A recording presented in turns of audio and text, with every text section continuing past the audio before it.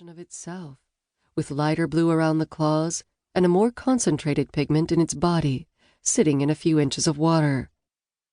She knew from living in a harbor town how rare this was. Only 1 in 2 million lobsters were born with this genetic anomaly. But the lobster also triggered something else in her. She knew that color. Ultramarine, she said. Huh?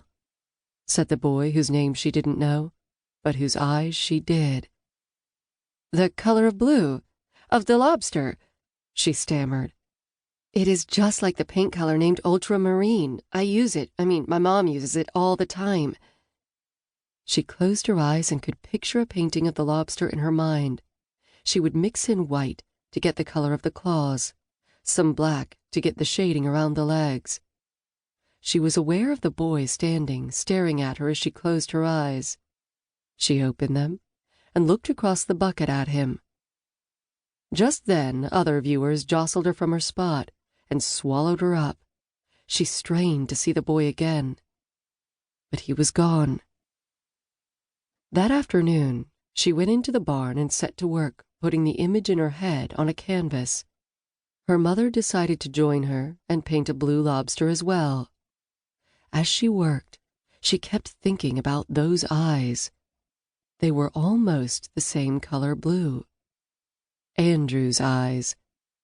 She had asked her brother what his name was. Anna Goodrich was pulled out of her memory by the voice of the man in front of her. He was tall, heavy-set, and wore an expensive-looking trench coat. He stood in the gallery where Anna worked in Midtown, New York City, on a rainy Friday afternoon in April, weighing his decision between 2 paintings. One was an oil painting of a river in upstate New York. The other was a painting of a lobster boat, the water a shade of ultramarine that looked electric, like a blue lobster, set off by the red and white of the boat. "I think I just feel this one more," he said, gesturing to the lobster boat painting. "And I have loved the other works by this artist," he added. "I think it is a better investment overall." She knew he loved the painting. Talking about the investment value was like giving the mind permission to fall in love, because it made sense. She had seen it happen before, and it was one of the reasons she loved working in the gallery when she wasn't painting. She would have told the man she was the artist if she wasn't so distracted by her daydream.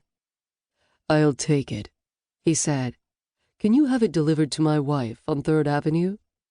he asked as he wrote down the address. "Of course," Anna said. "My pleasure." "Be careful with ultramarine. It dominates so easily. It must be balanced by the other elements," her mother had said when she painted the blue lobster painting with Anna. By the time she had painted this picture of the boat, Anna had mastered this lesson. Later that afternoon, after she had closed the gallery, the spring air was so fresh and fragrant it beckoned her to walk home instead of taking the subway. The rain had given way to a warm sun that felt almost tropical to the New Yorkers walking around in their boots and duffel coats. Everything with roots started exploding. You could almost see leaves and blossoms unfurl before your eyes. The treetops were a lacy green against the blue sky, and the pink blossoms on the redwood trees looked like cotton candy. A group of teenagers walked past Anna, with all their sweaters and long-sleeve shirts tied around their waists, punched drunk on shedding their layers. Rows of giggling preschoolers passed holding hands, like a chain of cut-out paper dolls. Anna skipped up the steps of her building and made her way upstairs to the apartment she shared with her best friend, Georgia, a successful freelance photographer. The old floorboards creaked as she walked into her apartment, and as she set down her purse and coat, she saw that Georgia had dropped a stack of mail on the coffee table. It had been 8 years since Anna had answered her roommate ad when she moved to New York, and in that time, she had never been able to put it in the basket Anna had set out in the kitchen specifically for mail. What she lacked in organization, though, she more than made up for in loyalty and spontaneous fun, which Anna considered a fair.